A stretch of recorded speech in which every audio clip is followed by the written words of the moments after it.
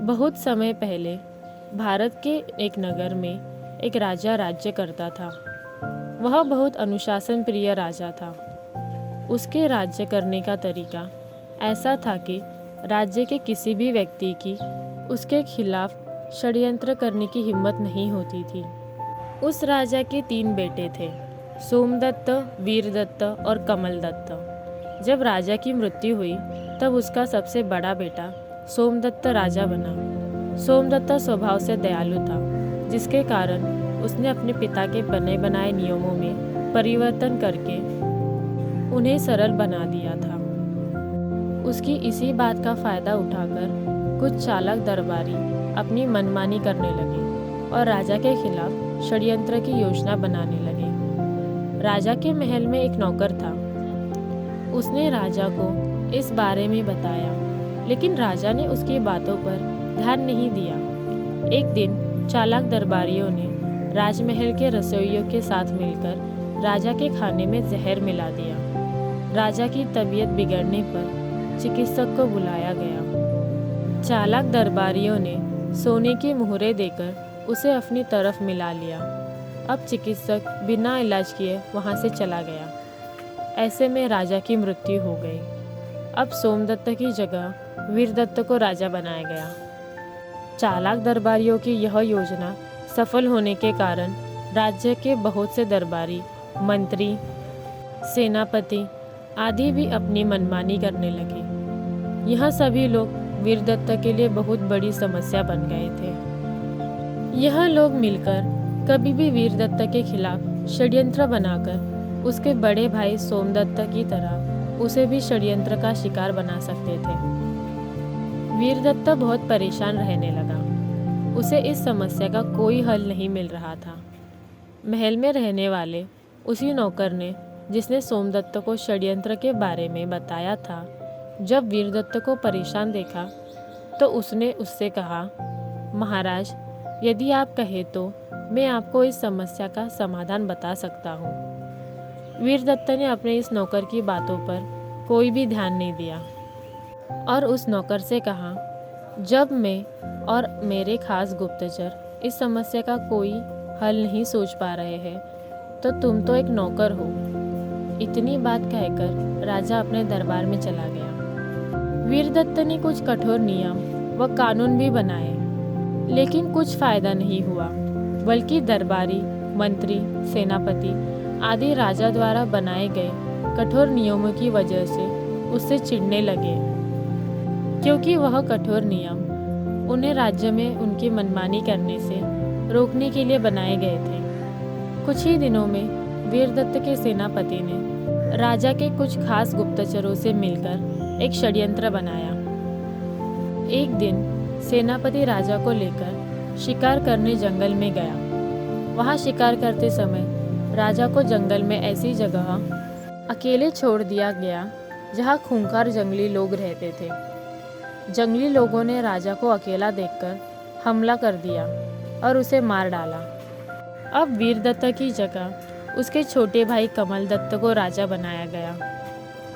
अब कमलदत्त के सामने भी वही समस्याएं खड़ी थी जो वीरदत्त के सामने थी।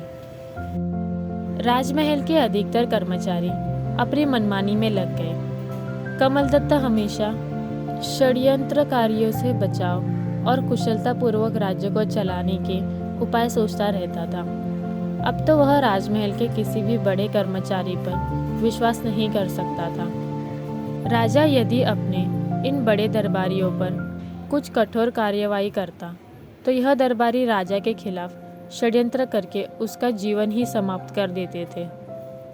और यदि राजा कोई कार्यवाही नहीं करता था तो यह कर्मचारी अपनी मनमानी करके राज्य को बहुत नुकसान पहुंचा रहे थे।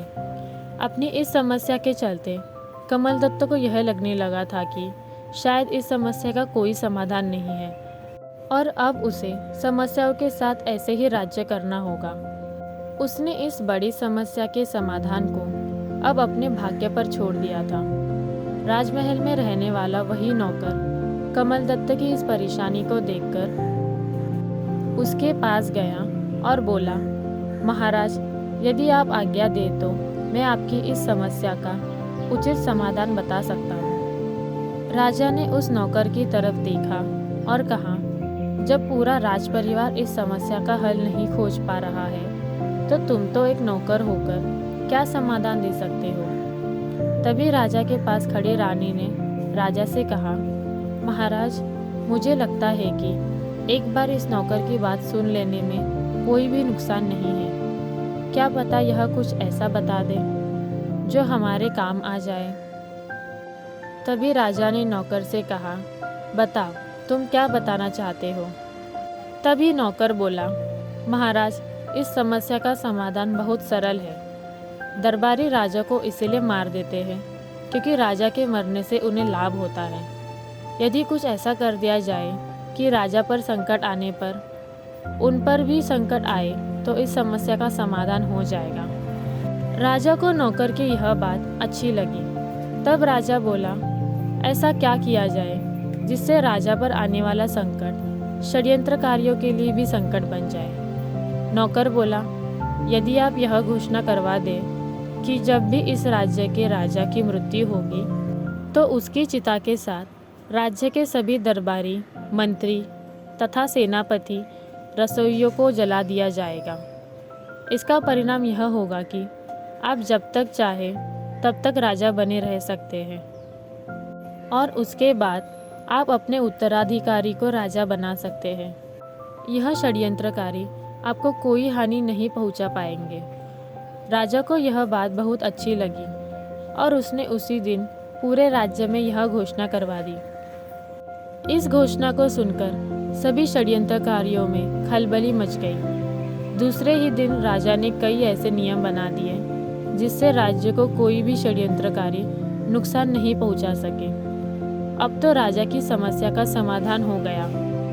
सभी दरबारी, मंत्री, सेनापति तथा रसोइया आदि राजा की सेवा में लग गए। राजा ने खुश होकर उस नौकर को अपना विशेष सलाहकार बना दिया। भविष्य में उस राज्य के और उस राजा को कोई भी नुकसान नहीं हुआ। तो दोस्तों, इस कहानी से हमें यह सीख मिलती है कि हमारे जीवन में बहुत सी ऐसी परेशानियां आती है जिन्हें सुलझाना बहुत मुश्किल होता है। बहुत कोशिश करने के बाद भी हम हार मानकर उसे अपने भाग्य से मान लेते हैं। समस्या का समाधान न होने पर लोग अपना जीवन खराब कर लेते हैं। जब भी कोई समस्या आए तो लोग समस्या पर फोकस करने लगते हैं, जो कि गलत है। उन्हें अपना फोकस समाधान के समस्या पर लगाना चाहिए। ऐसा इसीलिए क्योंकि प्रत्येक समस्या का एक समाधान ज़रूर होता है। यदि खुद पर विश्वास रखा जाए और लोगों से उचित सलाह ली जाए तो प्रत्येक समस्या का समाधान मौजूद है। नमो बुद्धाय।